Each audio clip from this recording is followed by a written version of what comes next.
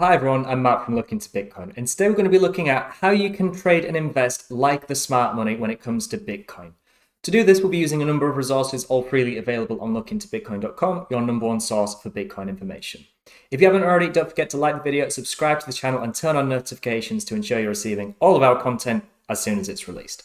So right now we're just on the fear and greed index chart, and as we've had some pretty bearish price action recently, we're at a extreme fear situation where a majority of retail are incredibly bearish on Bitcoin and are probably considering offloading their investments and definitely aren't considering investing more. But what we can see from the fear and greed index immediately is there is an almost inverse correlation between the current fear and greed index score and the actual underlying price of Bitcoin. We can see when the fear and greed index is giving us incredibly low value, showing extreme social bearishness in the markets, these have historically been a great area to accumulate Bitcoin. And on the contrary, once the fear and greed index shows these incredibly high scores, above 90, everyone's incredibly bullish and greedy on the asset, that usually this is a great area to actually take some profits and start cutting some of your positions short. Usually when the market gets this overheated and over exuberant, it's maybe a sign that we're potentially topping out in price. But what we can also see, and how we can actually use this as well as some other metrics to try and trade like the smart money does in Bitcoin, we can see using on-chain data, the actual wallet sizes and the amount of wallets on the Bitcoin network holding any given amount of BTC. Now, when we say smart money, we're referring to those that not only have a large amount of resources, a large amount of Bitcoin at their disposal, but are usually pretty good at timing the market as well.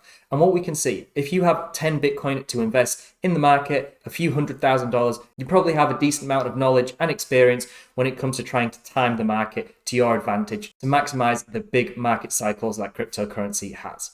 So if we just isolate further the previous couple cycles, because for the first decade or so of Bitcoin's price history, the Bitcoin wallets containing at least 10 BTC just pretty much increased substantially and exponentially without any real drawdown. So if we just isolate to the previous two cycles, it can give us a bit of a clearer picture. So a lot of the time it might seem that these aren't really working in unison and that there might be a bit of randomness involved here. What we can see here is actually as the Bitcoin wallets containing 10 BTC decrease, the price was also decreasing, but this was in anticipation of a further large drop in the Bitcoin price. And once we actually dipped beneath this $6,000 floor we had to around $3,000 or $4,000, the wallets containing 10 BTC increased exponentially. Clearly, the smart money was trying to take advantage of the situation and accumulate as much cheap BTC as possible.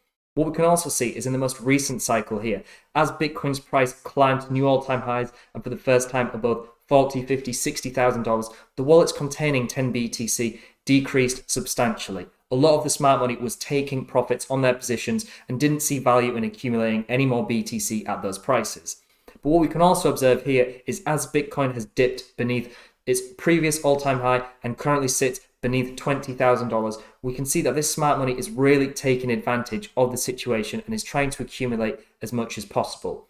What we can even see is as this most recent dip has taken us from around $20,000 to $16,000, even $15,000 on some exchanges, we can see that the smart money, the wallets containing 10 BTC at least, has increased massively. They've seen this as a great opportunity and potentially the best opportunity they're going to get in this bear cycle to accumulate and dollar cost average as much BTC as possible in anticipation of the next cycle. So just to summarize, the larger players within Bitcoin and cryptocurrencies usually have a greater level of experience and expertise when it comes to timing the market. This is why we refer to them as the smart money. We can also see, historically acting in an opposing manner to the general market consensus has proved to be a profitable investing thesis. We can see from the fear and greed index, usually when people are overly greedy, this can indicate a market top, and when people are overly fearful, it can usually indicate a market bottom. So using this knowledge, we can act in an opposing manner to the general market, to most of retail, to try and accumulate when prices are cheap and try and take profits when prices are high. What we can also do is using on-chain data, track the current sentiment amongst the Bitcoin traders that have the greatest influence on price and have the greatest record of accumulating during the low prices and distributing during the high prices. So in the example, we looked at the 10 BTC wallets and we could see when prices were low, historically, they like to accumulate Bitcoin at those prices. So clearly those holding at least 10 Bitcoin have at least a good general idea of when is a good area to accumulate and when is a good area to take profit. Probably a lot better idea than most retail traders do who tend to buy the top and sell at the bottom. If you like this video, then please visit lookintobitcoin.com, where you can also consider becoming a site subscriber to gain access to live chats, in-depth newsletters, indicator alerts, private TradingView scripts, and more, all for a fraction of the standard industry price.